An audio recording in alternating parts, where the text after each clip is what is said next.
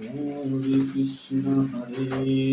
Krishna, Krishna Krishna, Hare Hare, Hare Rama, Rama Rama, Hare Hare।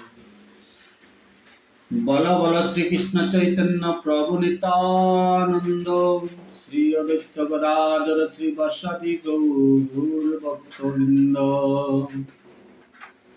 Shrikrishna Chaitanya প্রভু নিত্যানন্দ, শ্রী অদ্বৈত গদাধর শ্রীবাসাদি গৌর ভক্তবৃন্দ। অজ্ঞানতিমিরন্ধস্য জ্ঞানাঞ্জনশলাকয়া চক্ষুরমিলিतं येन तस्मै श्रीगुरुवे नमः। गुरु ब्रह्मा गुरु विष्णु गुरुदेव महेश्वर, गुरुरेव ब्रह्म तस्मै श्रीगुरुवे नमः। हे कृष्ण करुणा सिंधु दीनबंधु जगत्पति, गोपेश गोपिका कांतो राधाकांतो नमस्तुते। तप्त कांचन गौरांगी राधे वृंदावनेश्वरी, विश्वभानुसुते देवी हरि प्रणमामि।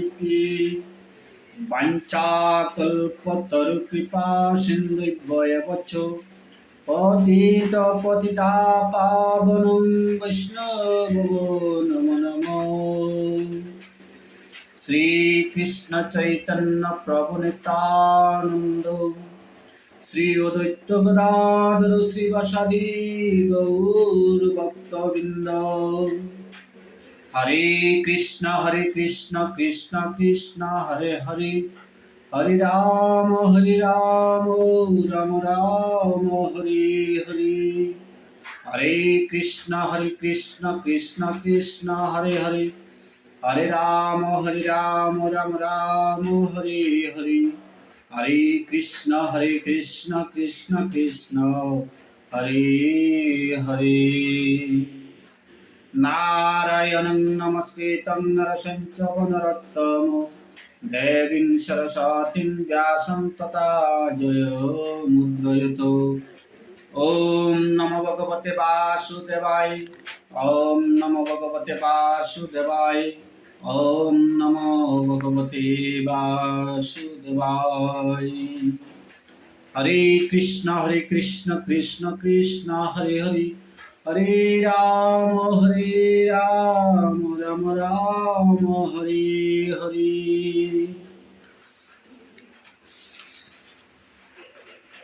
चिन्तामपरिमेयं च पलयास्तामुपाश्रिता, कामपदुपगपरमा एतावदिति निश्चयता।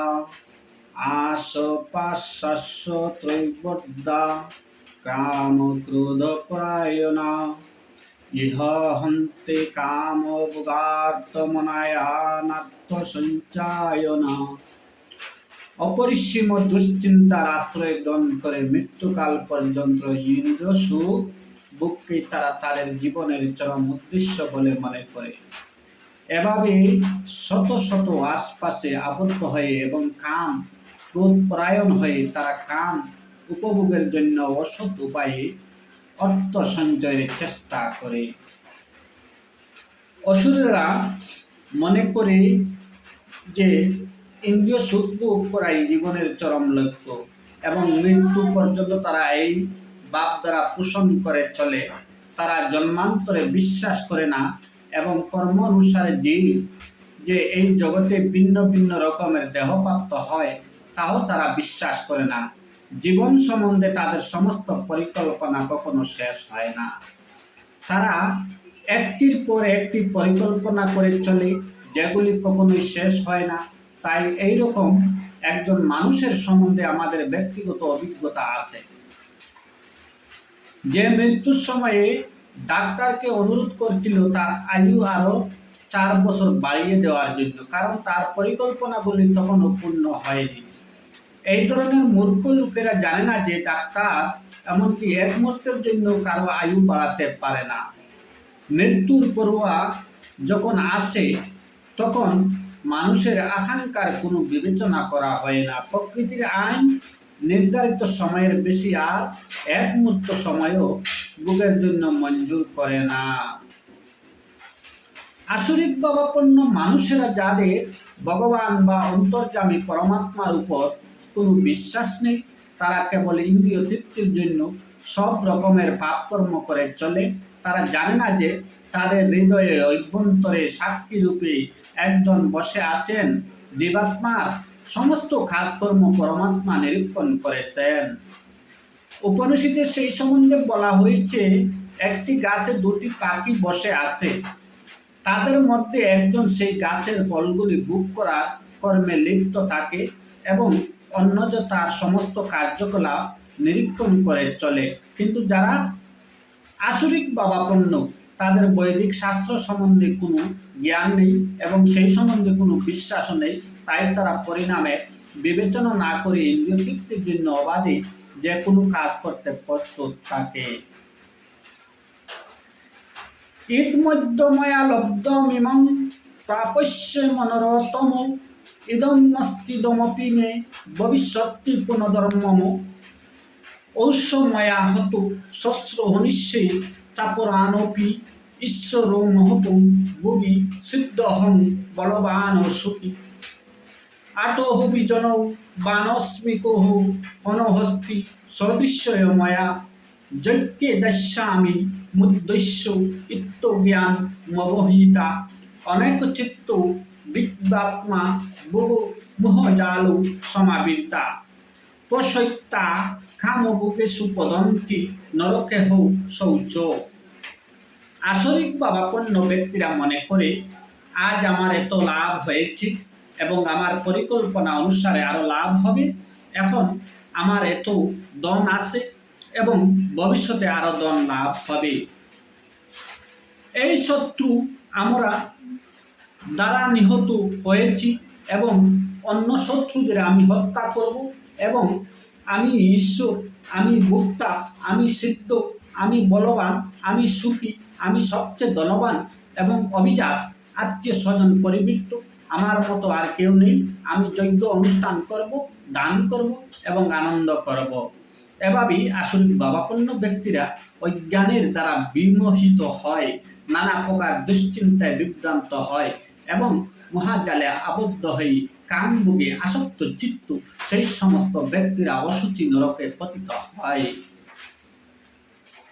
আসরিক ভাবাপন্ন মানুষদের ধন সম্পদ আহরণ করার বাসনার কোনো অন্ত নেই, তা অসীম।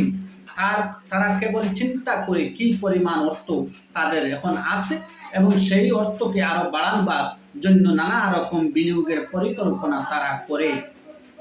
সেই উদ্দেশ্যে যে কোনো রকম পাপকর্ম করতে তারা দ্বিধা করে না এবং তাই তারা কালোবাজারি আদি অবৈধ কাজকর্মে লিপ্ত হয়। তারা তাদের সঞ্চিত অর্থ, গৃহ, জায়গা, জমি, পরিবার আদি সমস্ত সম্পদের দ্বারা মুক্ত হয়ে থাকে এবং তারা সর্বদাই পরিকল্পনা করে কিভাবে সেগুলির আরো উন্নতি সাধন করা যায়। তারা তাদের নিজেদের শক্তি সামর্থ্যের উপরে আস্থাবান এবং তারা জানে না যে সবকিছু তারা লাভ করেছে তাদের পূর্বকৃত পুণ্যকর্মেই ফলে এই ধরনের সমস্ত ধন সম্পদ সঞ্চয়ের সুযোগ তাদের দেওয়া হয়, কিন্তু তার কারণ যে তাদের পূর্বকৃত কর্ম। সেই সম্বন্ধে তাদের কোনো ধারণা নেই। তারা মনে করে যে তাদের সঞ্চিত ঐশ্বর্য তারা তাদের ব্যক্তিগত প্রচেষ্টার ফলে আহরণ করতে সক্ষম হয়েছে। আসরিক ভাবাপন্ন মানুষেরা তাদের ব্যক্তিগত প্রচেষ্টার উপর আস্থাবান। তারা কর্মফলে বিশ্বাস করে না। মানুষ তাদের পূর্বকৃত কর্মের ফলে উচ্চকুলে জন্মগ্রহণ করে অথবা ধনবান হয়, উচ্চ শিক্ষিত হয় কিংবা রূপবান হয়। আসরিক ভাবাপন্ন মানুষেরা মনে করে যে সমস্তই ঘটনার চক্রে এবং তাদের ব্যক্তিগত প্রচেষ্টার ফলে ঘটে চলেছে। বিভিন্ন রকমের মানুষ রূপ, গুণ, শিক্ষা আদির পিছনে যে এক যা অতি সুনিয়ন্ত্রিত ব্যবস্থা রয়েছে তারা অনুভব করতে পারে না। কেউ যদি এই সমস্ত আসরিক মানুষদের প্রতিযোগী হয় তাহলে তারা তাদের শত্রুতে পরিণত হয়। আসরিক ভাবাপন্ন মানুষ অসংখ্য এবং তারা সকলেই একে অপরের শত্রু।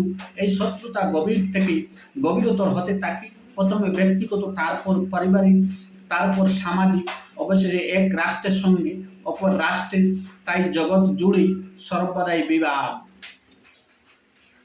যুদ্ধ ও শত্রুতা লেগেই রয়েছে। প্রতিটি আসরিক ভাবাপন্ন মানুষই মনে করে যে অন্য সকলের জীবনের বিনিময়ে সে বেঁচে থাকতে পারে। সাধারণত আসরিক ভাবাপন্ন মানুষেরা নিজেদের পরমেশ্বর ভগবান বলে মনে করে এবং আসরিক প্রচারকেরা তাদের অনুগামীদের বলে, তোমরা ভগবানকে অনর্থ খুঁজছ কেন? তোমরা সকলেই ভগবান, তোমাদের যা ইচ্ছা তাই তোমরা করতে পারো। ভগবানকে বিশ্বাস করো না, ভগবানকে চুড়ে ফেলে দাও, ভগবানকে মরে গেছে। এগুলি আসরিক প্রচার। আসরিক মানুষ যদি দেখতে পায় যে অন্যেরা তারই মতো বা তার থেকেও অধিক বিত্তবান ও ক্ষমতাবান, তবু কেউ তার থেকে অধিক ধনবান বা ক্ষমতা সম্পন্ন নয় বলে সে মনে করে। উচ্চতর গ্রহলোকে যাবার জন্য যে যজ্ঞ করা প্রয়োজন তা তারা বিশ্বাস করে না। অসুরেরা মনে করে যে তারা তাদের নিজেদের মন গড়া যজ্ঞ বিধি তৈরি করবে এবং কোনো রকম অস্ত্র আবিষ্কার করবে, যার দ্বারা তারা যে কোনো উচ্চতর গ্রহলোক যেতে পারবে। এই ধরনের অসুরদের শ্রেষ্ঠ দৃষ্টান্ত হচ্ছে রাবণ। সে সাধারণ মানুষদের বুঝিয়েছিল যে স্বর্গে যাওয়ার জন্য তাদের সে একটি সিঁড়ি তৈরি করে দেবে, যার ফলে কোনো রকম বৈদিক যজ্ঞানুষ্ঠান না করে যে কেউ স্বর্গলোকে যেতে পারবে। তেমনি আধুনিক যুগের আসরিক মানুষেরা যান্ত্রিক উপায়ে উচ্চতর লোকে যাওয়ার চেষ্টা করছে। এগুলি বিভ্রান্তির নিদর্শন। ফলস্বরূপ তারা তাদের অজান্তেই নরকের দিকে ধাবিত হচ্ছে। এখানে মোহজাল কথাটির অত্যন্ত তাৎপর্যপূর্ণ। জালে আবদ্ধ করে যেমন মাছ ধরা হয়, এই মোহর রূপ জালের জীবেরা তেমনই আবদ্ধ হয়ে আছে এবং তা থেকে বেরিয়ে আসার কোনো উপায় তাদের নেই। হরে কৃষ্ণ কৃষ্ণ কৃষ্ণ হরে হরে, হরে রাম রাম রাম হরে হরে। হরে কৃষ্ণ কৃষ্ণ কৃষ্ণ হরে হরে, হরে রাম রাম রাম হরে হরে। আত্মা সম্ভবিতা শুদ্ধাদনমান্ন মদ্বন্তা, যজন্তে নাম জয়জস্তে দন্তে নমা বৃদ্ধি পূর্বকর্ম।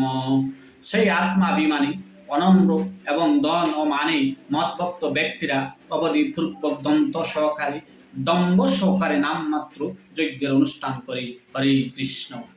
নিজেদের সর্বসর্বা বলে মনে করে এবং কোনো রকম অধ্যক্ষতা অথবা প্রামাণ্য শাস্ত্রের পড়ুয়া না করে অসুরেরা কখনো কখনো তথাকথিত ধর্মা অনুষ্ঠান বা যজ্ঞ বিধির অনুষ্ঠান করে থাকে, যেহেতু তারা নির্ভরযোগ্য প্রামাণিক সূত্রে বিশ্বাস করে না। তাই তারা অত্যন্ত উদ্ভূত।